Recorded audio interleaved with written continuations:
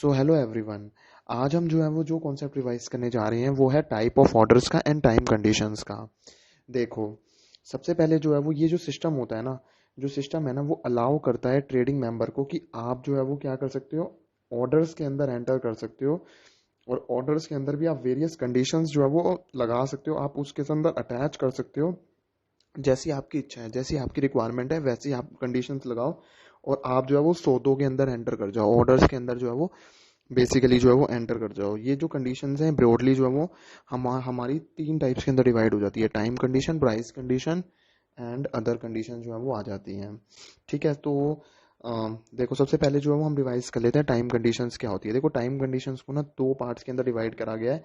एक आ जाता है हमारे पास डे ऑर्डर और एक आ जाता है इमीडिएट और कैंसिल ऑर्डर। देखो सबसे पहले सीख लेते हैं कि डे ऑर्डर क्या होता है। प्रेजेंटली जो भी सारे के सारे जो ऑर्डर्स जो भी एंटर्ड होते हैं ना सिस्टम के अंदर वो कंसीडर करे जाते हैं day orders only. Day order का मतलब जैसे नाम ही जैसे नाम से ही समझ में आ रहा है कि ये एक ऐसा ऑर्डर है जो कि वैलिड होगा, उसी दिन के लिए वैलिड होगा जिस दिन वो जो है वो एंटर करा जा रहा है। और अगर मान लो जो है वो ऑर्डर नहीं एग्जीक्यूट हुआ एंड ऑफ द डे तक, तो सिस्टम जो है वो कैंसिल कर देगा ऑर्डर को automatically at the end of the day. मान लो आप हो, आपको जो है वो आपने कॉन्ट्रैक्ट किया, आपने जो है वो कहा कि आपने जो है वो कहा कि मेरे को जो है ना एक रिलायंस का शेयर जो है वो कितने रुपए में खरीदना है, से फॉर एग्जाम्पल 1500 का खरीदना है। ठीक है, तो आपने जो है वो क्या करा, एंटर जो है वो कर दिया। ठीक है, अब आपको जो है वो इस बाय के ऑर्डर को जो है वो आपको सेल से काटना पड़ेगा। लेकिन अगर मान लो आपने नहीं काटा तो ऑटोमेटिकली जो भी क्लोजिंग प्राइस होगा ना, जब मार्केट जो है वो क्लोज होने वाली होगी, ऑटोमेटिकली जो है वो सिस्टम क्या करेगा, सिस्टम जो है वो उस कॉन्ट्रैक्ट को जो है वो कैंसिल कर देगा। आपने सौदा किया था कि मैं जो है वो ना आपने जो है वो अभी क्या कर दिया, लॉन्ग कर दिया, लेकिन आपने शॉर्ट करा नहीं। आपने सोचा जब मैं शॉर्ट जब करूंगा जब मुझे जो है वो प्राइस जो है वो अपने हिसाब से मिलेगा, लेकिन नहीं, डे ऑर्डर के अंदर कैसे होता है, अगर आपने लॉन्ग करा है तो शॉर्ट जो है वो अपने आप हो जाएगा at the end of the day, या फिर आपने शॉर्ट किया है तो लॉन्ग अपने आप हो जाएगा at the end of the day. ठीक है, सो ये हो गई हमारे पास जो है वो डे ऑर्डर की जो है वो सिचुएशन के अंदर क्या होता है, ये वैलिड होता है उसी दिन के लिए जिस दिन में जो है वो एंटर करा जा रहा है, ये उसी दिन के केस के अंदर जो है वो वैलिड होता है। और दूसरा आ जाता है हमारे पास इमीडिएट और कैंसिल ऑर्डर। इमीडिएट और कैंसिल ऑर्डर क्या होता है, देखो इमीडिएट और कैंसिल जो है वो ऑर्डर जो है वो अलाउ करता है यूजर को कि वो बाय या सेल कर सकता है कॉन्ट्रैक्ट एज सुन एज जैसे ही वो ऑर्डर जो है वो सिस्टम के अंदर जो है वो एंटर कर जाएगा। मान लो आपने जो है वो कॉन्ट्रैक्ट किया कि मुझे जो है वो मतलब एक पर्टिकुलर शेयर को जो है वो क्या करना है, लॉन्ग करना है या शॉर्ट करना है, तो आपने कॉन्ट्रैक्ट जैसे ही एंटर करा ना, आपको ये सुविधा मिल जाती है कि आप ना उसे एग्जीक्यूट कर सकते हो। बट शर्त क्या है कि वो जो है वो मैच होना चाहिए। जैसे आप बेचना चाहते हो तो सामने वाला जो है वो एक तरह से सेल करने के लिए उसी प्राइस पर एग्रीड होना चाहिए। अगर मान लो ऐसा नहीं होता, मान लो आपने जो है वो सिस्टम के अंदर प्राइस रिलीज कर दिया कि मैं जो है वो 1500 में जो है खरीदना चाहता हूँ, लेकिन जो है वो सामने वाले सेलर से भी तो ऑर्डर मैच होना चाहिए। ये तो थोड़ी आप ही खरीदना चाहते हो तो आपको मिल जाएगा, नहीं, आपका जो है वो मतलब सिस्टम से जो है वो प्राइस जो है मैच होना चाहिए, तभी जाके जो है वो कटेगा सौदा। लेकिन अगर मान लो जो है वो नहीं कटता, तो वो क्या हो जाएगा, वो कैंसिल कर देता है सिस्टम, इमीडिएट बेसिस पर वो जो है वो कैंसिल कर देता है। तो आपकी प्राइस जो है वो ऐसी होनी चाहिए जो कि सेलर ने लगाई हुई हो, एंड सेलर और बायर को आपस में मेल जोल करके जो है वो एक ऐसे सुटेबल प्राइस पर आना पड़ता है, तभी जाकर तो सौदा होगा। नहीं तो अगर मान लो मैं बायर हूँ और वो सामने वाला सेलर है, दोनों आपस में जिद्दी बन के बैठ जाएंगे कि हमें जो है वो कुछ नहीं करना, हमें जो है वो कुछ नहीं करना, तो फिर कुछ नहीं हो पाएगा। तो इमीडिएट और कैंसिल ऑर्डर के अंदर परफेक्ट मैच जो है वो ढूंढा जाता है ऑर्डर के लिए। पार्शियल मैच जो है वो पॉसिबल होता है ऑर्डर के अंदर। एंड अगर मान लो पार्शियल मैच हो रहा है, कुछ पर्टिकुलर ऑर्डर का कुछ पोर्शन जो है वो मैच हो रहा है, ठीक है, तो क्या होगा, मान लो आपने जो है बहुत सारे जो शेयर्स का लगाया था, रिलायंस का, इन्फोसिस का, इसका, और उसमें से कुछ पर्टिकुलर जो है वो शेयर्स का जो है वो प्राइस जो है वो मैच हो जाता है। सभी का नहीं होता, पूरा जो है वो ऑर्डर का नहीं मैच होता, बट आपका कुछ पर्टिकुलर पार्शियल मैच हो रहा है, तो क्या होगा, पार्शियल मैच जो है वो पॉसिबल होगा। और जो अनमैच पोर्शन होगा ना, जिन जिन के लिए आपके कोड्स नहीं मिल रहे होंगे, वो अपने आप जो है वो कैंसिल हो जाएंगे। तो यहाँ पर हमारा जो है वो कौन सा कंडीशन खत्म हो जाती है, टाइम कंडीशन जो है वो खत्म हो जाती है। इसके बाद आ जाती है हमारे पास प्राइस कंडीशंस आ जाती है एंड अदर कंडीशन। देखो अदर कंडीशंस के अंदर क्या आता है, मैंने आपको बताया ना तीन टाइप के जो है वो कंडीशन, तीन टाइप के कैटेगरीज के अंदर ऑर्डर्स को डिवाइड किया गया है, time conditions, price conditions and other conditions. तो हमने अभी टाइम कंडीशन तो रिवाइज कर लिया, अब आ जाता है हमारे पास अदर कंडीशंस। देखो अदर कंडीशंस जो है वो दो पार्ट्स के अंदर डिवाइड हुई हुई हैं। अदर कंडीशन के अंदर सबसे पहले आ जाता है प्रो। प्रो का मतलब क्या होता है, मतलब ऑर्डर जो है वो एंटर्ड कौन करेगा, ट्रेडिंग मेंबर खुद अपने अकाउंट पर एंटर करेगा, उसे बोला जाता है प्रो। मान लो आप ट्रेडिंग मेंबर हो, आप ब्रोकर हो, जो आप ब्रोकर हो, आप दलाल हो ना, आपने जो अपने लिए जो है वो कोई भी ट्रांजेक्शन या फिर कोई भी ऑर्डर जो है वो एंटर करें, उसे बोला जाता है प्रो। एक और आता है जिसे बोला जाता है क्ली। क्ली का मतलब क्या होता है, जो ट्रेडिंग मेंबर्स ने ना जो ऑर्डर जो है वो एंटर करे हैं वो क्लाइंट के बिहाफ पर एंटर करे हैं ना, तो उसे बोला जाता है क्ली। मान लो आप जो है ब्रोकर हो, आपने जो है वो अपने लिए कोई कॉन्ट्रैक्ट नहीं करा, आपने जो है वो अपने क्लाइंट्स के लिए कोई एंटर करा, तो उसे क्या बोला जाएगा, क्ली बोला जाएगा।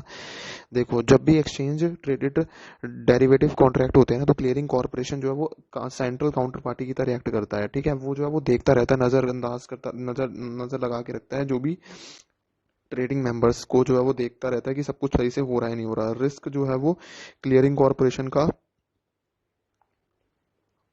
वो कैसे जो है वो देखा जाता है, वो स्ट्रिंजेंट मार्जिनिंग रिक्वायरमेंट के फ्रेमवर्क के थ्रू जो है वो टेक कर केयर हो जाता है, क्योंकि वो जो है वो ट्रेडिंग मेंबर्स को बोलता है कि जो है वो आपको पर्टिकुलर मार्जिन जो है वो जमा कराना पड़ेगा, तभी जाकर मैं आपको आगे काम जो है वो एग्जीक्यूट करने दूंगा। तो क्लियरिंग कॉर्पोरेशन जो है वो क्या करता है, ट्रेडिंग मेंबर्स को बोलता है कि आपको जो है वो, ब्रोकर्स को बोलता है कि आपको जो है वो क्या करना पड़ेगा, मार्जिन रिक्वायरमेंट, मार्जिन के फ्रेमवर्क को जो है वो कंप्लीट करना पड़ेगा, मतलब आपको सुटेबल मार्जिन जो है वो जमा कराना पड़ेगा, देन ओनली आप जो है वो कॉन्ट्रैक्ट के अंदर एग्जीक्यूट कर सकते हो, और या फिर ऑर्डर जो है वो एग्जीक्यूट कर सकते हो। ऑल्सो सिंस जो डेरिवेटिव है वो लिवरेज इंस्ट्रूमेंट है, मार्जिन जो है वो एक तरह से कॉस्ट की तरह एक्ट करती है, एंड वो डिस्करेज कर देती है कि आप एक्सेसिव स्पेकुलेशन नहीं लगा सकते हो। देखो अब मार्जिन जो है वो कुछ पर्टिकुलर जो है वो आपको मार्जिन जो है वो जमा कराना पड़ेगा, बायर और सेलर, ताकि ऐसा ना हो कि जिस पार्टी को जो है वो इस कॉन्ट्रैक्ट से नुकसान हो रहा है वो फरार हो जाए, ऐसा नहीं होने देते वो स्टॉक एक्सचेंज जो है वो। एंड इसी वजह से जो है वो मार्जिन की वजह से ही जो है वो एक तरह से ये कॉस्ट भी होती है, क्योंकि जेब से पैसा लग रहा है, एंड जो है वो एक तरह से आउटफ्लो भी हो रहा है, एंड इसकी वजह से जो है वो एक्सेसिव स्पेकुलेशन जो है वो भी हो जाता है। अंधाधुन जो है वो स्पेकुलेशन जो है वो कोई भी नहीं कर सकता, क्योंकि उसके लिए अंधाधुन पैसा चाहिए होगा, जो कि पॉसिबल होता नहीं है, ठीक है। तो ये तो हो गया अदर कंडीशंस के अंदर प्रो और क्ली। अब आ जाता है हमारे पास प्राइस कंडीशन। प्राइस कंडीशन को जो है वो तीन टाइप्स के अंदर जो है वो डिवाइड करा गया है, market price, limit price and stop loss. देखो मार्केट प्राइस जो है वो क्या होता है, मार्केट प्राइस के अंदर मार्केट ऑर्डर जो है वो ऑर्डर होते हैं जिनके अंदर कोई भी प्राइस जो है वो स्पेसिफाइड नहीं किया है, जब मान लो ऑर्डर जो है वो एंटर करा गया था, ठीक है। एंड उस ऑर्डर्स के लिए जो ट्रेडिंग सिस्टम है वो डिटरमाइन करता है प्राइस। आपने कोई प्राइस जो है वो स्पेसिफाई नहीं किया, लेकिन जो है वो मार्केट जो है वो स्पेसिफाई करेगा उसका प्राइस। मार्केट जो है वो देखेगा कि इस कॉन्ट्रैक्ट का प्राइस जो है वो क्या होना चाहिए। बाय ऑर्डर के लिए अगर मान लो फॉर द बाय ऑर्डर है, जो आपने बाय का सौदा लगाया कि मेरे को जो है वो खरीदना है, सिस्टम जो है वो मैच करेगा कि वो सेल ऑर्डर से जो है उसे मैच करने की कोशिश करेगा, ठीक है। वो जो है उसे सेल ऑर्डर से जो है वो मैच करने की कोशिश करेगा ऑर्डर बुक के अंदर।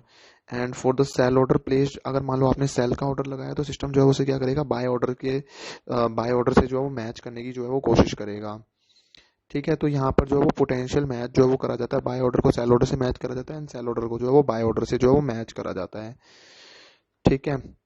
अब जो है वो हाँ, तो जैसे आपने जो बाय के अंदर, मान लो आपने बाय का सौदा लगाया, आपने जो है वो कहा कि मेरे को 500 क्वांटिटीज जो है वो खरीदनी है, ठीक है।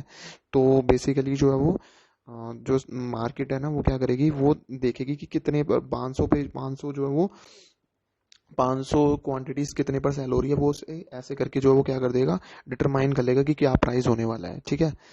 प्राइस जो है वो मार्केट प्राइस ही होता है यहाँ पर, ठीक है। मार्केट प्राइस हो गया। सेकंड आ जाता है हमारे पास लिमिट प्राइस। लिमिट प्राइस क्या होता है, एन ऑर्डर जो है वो लिमिट प्राइस के अंदर हम ऑर्डर करते हैं कि हम बाय करेंगे specific quantity of a security at और below a specific limit price. So basically इस ऑर्डर के अंदर जो है ना, ट्रेडर जो है स्पेसिफाई करता है अपना ऑफर प्राइस, बायर जो है वो क्या स्पेसिफाई कर देता है, मैक्सिमम प्राइस कि कितना वो जो है वो दे पाएगा, वो कितना मैक्सिमम प्राइस जो है वो पे कर पाएगा, एंड सेलर जो है वो मिनिमम प्राइस जो है बता देता है कि कितना वो मैक्सिमम मिनिमम प्राइस इतने पे तो वो सेल करेगा, ऐसा करेगा। देखो बायर जो है वो हमेशा जो है क्या करे, क्या कोशिश करेगा कि जो है वो, मतलब इससे ज़्यादा तो वो पे नहीं करना चाहेगा, मतलब एक सर्टेन प्राइस के ऊपर जो है वो कभी भी वो पे नहीं करना चाहेगा, एंड सेलर जो है वो कभी भी एक पर्टिकुलर प्राइस से कम भी जो है वो रिसीव नहीं करना चाहेगा। जैसे मान लो मैं आपका एग्जांपल लेता हूँ, आप जो है वो क्या है, मान लो आईफोन खरीद रहे हो, ठीक है, या फिर कुछ भी खरीद रहे हो, तो आप एक पर्टिकुलर रेंज जो है वो डिसाइड करके रखोगे कि मैं इससे ऊपर जो है वो कोई प्राइस नहीं दूंगा। ऐसे ही अगर आप बेचोगे तो आप क्या सोचोगे कि मैं कम से कम इतने में बेचूंगा। तो हमेशा बाय ऑर्डर के अंदर जो बेस्ट बाय ऑर्डर वो होता है जिसके अंदर हाईएस्ट प्राइस हो, एंड बेस्ट सेल ऑर्डर वो होता है जिसके अंदर लोएस्ट प्राइस हो। तो यही कॉन्सेप्ट जो है वो लिमिट प्राइस ऑर्डर के अंदर लग जाता है। इस ऑर्डर के अंदर जो ट्रेडर है वो स्पेसिफाई कर देता है अपना ऑफर प्राइस, बायर जो है वो मैक्सिमम प्राइस जब तक जो है वो जितना वो विलिंग होता है पे के लिए, एंड सेलर जो है वो मिनिमम प्राइस जितना वो जो है वो रेडी है कि वो सेल करेगा, ठीक है। इसके बाद आ जाता है हमारे पास स्टॉप लॉस प्राइस ऑर्डर आ जाता है, ठीक है। स्टॉप लॉस प्राइस ऑर्डर जो है वो क्या होता है, ये फैसिलिटी जो है वो अलाउ कर देती है यूजर को कि वो जो है वो एक ऑर्डर जो है वो रिलीज कर सकता है सिस्टम के अंदर मार्केट प्राइस के बाद में, या फिर जो है वो जब वो क्रॉस कर जाएगा थ्रेशोल्ड प्राइस को, जिसे हम ट्रिगर प्राइस भी बोलते हैं। जैसे मान लो जो है वो स्टॉप लॉस ऑर्डर के अंदर क्या होता है, जैसे कि मान लो आपने कोई कॉन्ट्रैक्ट के अंदर जो है आपने जो है वो कोई सौदा लगाया, ठीक है। स्टॉप लॉस ऑर्डर के अंदर जो है वो क्या होता है, देखो अगर आपका लॉस होना जो है वो चालू हो जाता है सिस्टम के अंदर, या फिर जो है वो कोई प्राइस जो है वो अटेन हो जाती है, तो उसके ऊपर जो है सौदा जो है वो अपने आप कट जाएगा, मतलब वो आपका उससे ज़्यादा जो है वो लॉस जो है वो होने नहीं देगा। सो बेसिकली जो है वो लोग जो है काफ़ी लोग जो होते हैं वो स्टॉक मार्केट के अंदर ट्रिगर प्राइस को जो है वो यूज़ करते हैं ताकि वो अपनी लिमिट कर पाए अपने लॉस को। दैट्स वाई इसे जो है वो नाम से भी जो है सजेस्ट हो रहा है कि इसे स्टॉप लॉस भी जो है वो बोला जाता है। देखो इसके बाद आ जाता है हमारे पास प्राइस लिमिट सर्किट फिल्टर। देखो इस बात को इंश्योर करा जा पाए कि ऑर्डरली ट्रेडिंग एंड मार्केट की इंटीग्रिटी की, और मार्केट जो है वो मार्केट की मतलब एक तरह से आप जो है वो प्योर हिंदी लैंग्वेज में बोल सकते हो सत्यनिष्ठा को देखने के लिए सेबी ने जो है प्रिस्क्राइब करा है स्टॉक एक्सचेंज को कि वो एक जो है वो मैकेनिज्म डायनेमिक प्राइस का जो है वो इम्प्लीमेंट करे, ताकि जो है वो ऑर्डर जो है वो एक पर्टिकुलर टाइम लिमिट, एक पर्टिकुलर प्राइस लिमिट से ज़्यादा जो है वो एक्सीड ना कर जाए। मतलब उनके अंदर चेंज तो हो, लेकिन इतना भी चेंज ना हो कि भाई ड्रास्टिकली जो है वो चेंज हो रहा है। एक पर्टिकुलर प्राइस रेंज के अंदर ही जो है वो क्या हो सकता है, उसका चेंज जो है वो हो सकता है। अब मान लो अगर कोई कॉन्ट्रैक्ट्स हैं जो कि 6 महीने के 6 महीने तक के हैं, ठीक है, जो सौदे जो है वो 6 महीने तक की हैं, उसके अंदर जो है वो कितनी प्राइस लिमिट के अंदर कितना सर्किट फिल्टर होता है, वो होता है +- 3% ऑफ थियोरेटिकल प्राइस और प्रीवियस डे का क्लोजिंग प्राइस, ठीक है। +- 3% का मतलब क्या है, वो बढ़ भी मैक्सिमम 3% तक सकता है, एंड घट भी जो है वो उसका प्राइस जो है वो क्या हो सकता है, जो है वो मैक्सिमम 3% सकता है। तो सो जो है वो मान लो आपने जो है वो कोई शेयर का प्राइस जो है वो आज देखा, ठीक है। अब जो है कल मॉर्निंग में मॉर्निंग के अंदर ओपनिंग के अंदर जब देखोगे ना आप, उसके अंदर अगर कोई भी कॉन्ट्रैक्ट जो है वो 6 महीने तक का है ना, तो मैक्सिमम आप उसके अंदर प्राइस वेरिएशन देख पाओगे ओनली 3% का, अगर वो कॉन्ट्रैक्ट 6 महीने तक का है। एंड अगर वो मान लो कॉन्ट्रैक्ट जो है वो ग्रेटर देन 6 मंथ है, तो उसके अंदर पॉसिबिलिटी होती है प्राइस के अंदर क्लोजिंग प्राइस के अंदर चेंज की +- 5% ऑफ द थियोरेटिकल प्राइस और the previous day closing price. So यहाँ पर हमारा जो है वो ये हो जाता है। इसके बाद आ जाता है rules regulation and bylaws जो है वो एक्सचेंज के। देखो rules regulation and bylaws जो होते हैं वो एक्सचेंज के, वो कौन जो है वो गवर्न करते हैं कि स्टॉक एक्सचेंज जो है वो ढंग से काम हो। अगर मान लो रूल्स ही नहीं होंगे, रेगुलेशंस एंड बाय लॉज ही नहीं होंगे, तो स्टॉक एक्सचेंज जो है वो ढंग से काम कर पाएगा नहीं, स्टॉक एक्सचेंज जो है वो ढंग से काम नहीं कर पाएगा। ये रूल्स एंड रेगुलेशन ही जो है वो उसकी फंक्शनिंग को गवर्न करते हैं। ये ब्रॉडली जो है वो ये गाइड करते हैं कि क्या काम करना है, कैसे करना है, कैसे जो है बोर्ड काम करती है, कैसे एग्जीक्यूटिव कमेटी काम करती है, type of membership criteria eligibility, ये सारी चीज़ों को जो है वो डिटरमाइन करता है। That was a very theoretical concept, जिसे जो है वो आप जो है वो स्मॉल पोर्शन के अंदर जो है वो आप इग्नोर भी कर सकते हो। तो यहाँ पर हमारा यहाँ पर ये सारी चीज़ें जो है वो खत्म हो जाती हैं।